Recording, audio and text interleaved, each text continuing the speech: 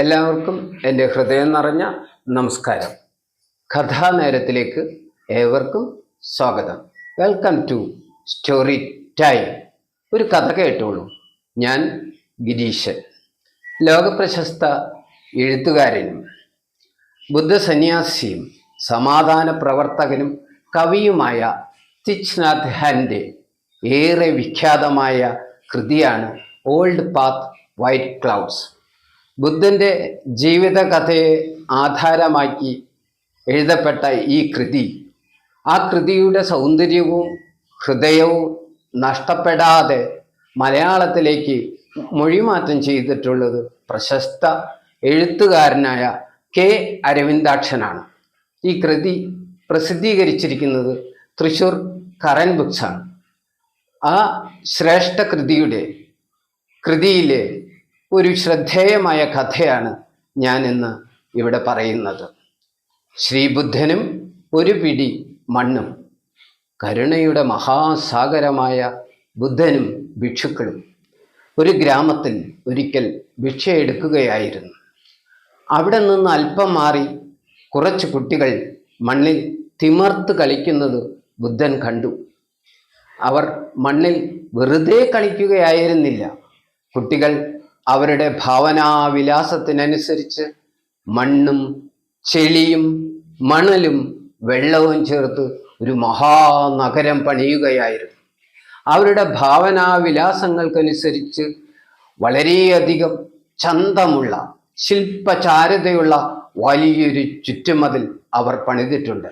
അതിനകത്തായി ഒരുപാട് കളിവീടുകൾ, ഒരുപാട് നടപ്പാതകൾ, വൃക്ഷങ്ങൾ, പുഴകൾ, കുളങ്ങൾ, പർവ്വതങ്ങൾ, പലതും ഒരു നഗരത്തിന് ആവശ്യമായ എല്ലാം അവർ പണിതുകൊണ്ടിരിക്കുകയാണ്. അനേകം പണ്ടകശാലകളും അവർ പണിതിട്ടുണ്ട്. കൊയ്തെടുത്ത ധാന്യമണികൾ സൂക്ഷിക്കാൻ സുരക്ഷിതമായ പണ്ടകശാലകൾ അവർ പണിതുകൊണ്ടിരിക്കുകയാണ്. ആ കളി തുടർന്നു കൊണ്ടിരിക്കുമ്പോൾ ഒരു കുട്ടി ദൂരെ നിന്ന് ബുദ്ധനും സംഘവും വരുന്നത് കാണുന്നു. തൻ്റെ ചങ്ങാതിമാരോടായി കുട്ടി വിളിച്ചു പറയുന്നു, പ്രിയ ചങ്ങാതിമാരെ, നോക്കൂ, ശ്രീബുദ്ധനും സംഘവും നമ്മുടെ നഗരം കാണാൻ വരുന്നുണ്ട്. കുട്ടികളെല്ലാവരും തിരിഞ്ഞു നോക്കി. അവർക്ക് സന്തോഷമായി. കുട്ടി വീണ്ടും അവരോട് പറഞ്ഞു, നമ്മൾക്ക് ശ്രീബുദ്ധന് എന്തെങ്കിലും വില കൂടിയ ഒരു സമ്മാനം നൽകിയേ മതിയാവും. മറ്റു കുട്ടികളും അതിനോട് സമ്മതിച്ചു. ആ കുട്ടിയുടെ ആശയത്തെ പിന്താങ്ങി. പക്ഷേ അവർ പരസ്പരം ആലോചിച്ചു, നമ്മൾ എന്താണ് ബുദ്ധന് നൽകുക?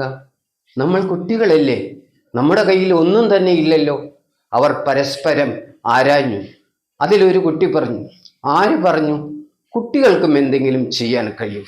നമ്മുടെ കയ്യിൽ ഒന്നുമില്ലെന്ന് ആരാണ് പറയുന്നത്? നമ്മുടെ പണ്ടകശാലകളിൽ കൊയ്തെടുത്ത ഒരുപാട് ധാന്യങ്ങളുണ്ടല്ലോ, അതിൽ നിന്ന് ഒരു പിടി ധാന്യം നാം ശ്രീബുദ്ധന് നൽകും. എല്ലാ കുട്ടികളും തലയാട്ടി ഉറക്കെ കൈയടിച്ചു. ഒരു ഇല പൊട്ടിച്ചെടുത്ത് അത് കുമ്പിളാക്കി ഒരു കുട്ടി അതിൽ പണ്ടകശാലയിൽ നിന്നും ഒരു പിടി മണ്ണ് ധാന്യമെന്ന ഭാവേനെ വാരി നിറച്ചു. കുട്ടികൾ രണ്ട് കൈയിലുമായി എടുത്ത് ബുദ്ധന്റെ അടുത്തേക്ക് നടന്നു. കുട്ടികൾ ബുദ്ധന്റെ അടുത്ത് എത്തിയപ്പോൾ എല്ലാ കുട്ടികളും ബുദ്ധന്റെ മുന്നിൽ തല കുനിച്ച് കുമ്പിട്ടുകൊണ്ട് ആ ഒരു പിടി മണ്ണ് ബുദ്ധന് നേരെ നീട്ടി.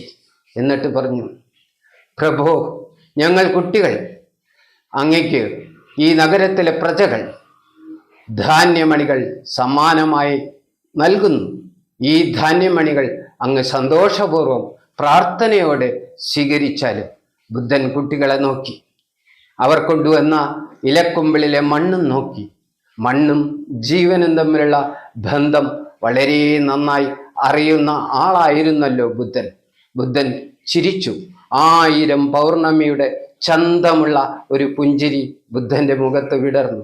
2 കൈയും നീട്ടി ആ ഇലക്കുമ്പിളിൽ നിറച്ചു വെച്ചിരിക്കുന്ന മണ്ണ് ധാന്യമെന്ന ഭാവേന വാങ്ങി തൻ്റെ പ്രിയപ്പെട്ട ശിഷ്യനായ ആനന്ദന്റെ കയ്യിലേക്ക് നൽകി. കുട്ടികളുടെ തലയിൽ 2 കൈയും വെച്ച് ബുദ്ധൻ അനുഗ്രഹിച്ചു.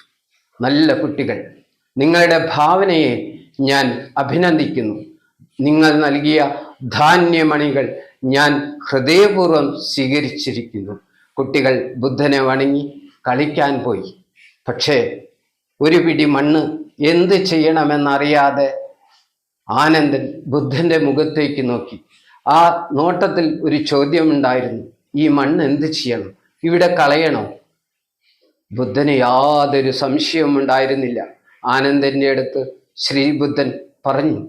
അവർ അതിമനോഹരമായ ഭാവനയോടെ വളരെ ഹൃദയപൂർവ്വം തന്ന വില കൂടിയ സമ്മാനമാണ് ഈ ഒരു പിടി മണ്ണ്. അവരെ സംബന്ധിച്ച് ഇതൊരു പിടി മണ്ണല്ല, സ്വർണധാന്യമണികൾ തന്നെയാണ്. നാം ആ കുട്ടികളെയും അവരുടെ സമ്മാനത്തെയും ആദരിക്കേണ്ടതുണ്ട്. അല്ലയോ ആനന്ദ, നാം വിഹാരത്തിലെത്തുമ്പോൾ ഈ മണ്ണ് വെള്ളത്തിൽ ചാലിച്ച് കുഴമ്പ് രൂപത്തിലാക്കി നാം വസിക്കുന്ന നമ്മുടെ വിഹാരങ്ങളുടെ മൺകുടിലുകളുടെ ചുമരിൽ ശ്രദ്ധയോടെ തേച്ചു പിടിപ്പിക്കുക. ആനന്ദിന് സന്തോഷമായി. ആനന്ദം വിചാരിച്ചു, കുട്ടികളോടും മണ്ണിനോടും ഭഗവാന് എന്തുമാത്രം കരുതൽ. കുട്ടികൾ കളി തുടർന്നു കൊണ്ടിരിക്കുമ്പോൾ ബുദ്ധനും സംഘവും അവിടെ നിന്ന് പതുക്കെ പതുക്കെ നടന്നു നീങ്ങി. തങ്ങൾ വയ്ക്കുന്ന കാൽ ചുവടിനടിയിൽ ഒരു തരി മണ്ണ് പോലും വേദനിക്കരുത് എന്ന പ്രാർത്ഥനയോടെ പതുക്കെ പതുക്കെ ബുദ്ധം ശരണം ഗച്ഛാമി, സംഘം ശരണം ഗച്ഛാമി, ധർമ്മം ശരണം ഗച്ഛാമി. പതുക്കെ പതുക്കെ മൃദുവായി മണ്ണിൻ്റെ മാറിൽ തലോടൽ പോലെ ഓരോ ചുവടുകളും പതിപ്പിച്ചുകൊണ്ട് ബുദ്ധനും സംഘവും നടന്നു നീങ്ങി. എല്ലാവർക്കും നമസ്കാരം.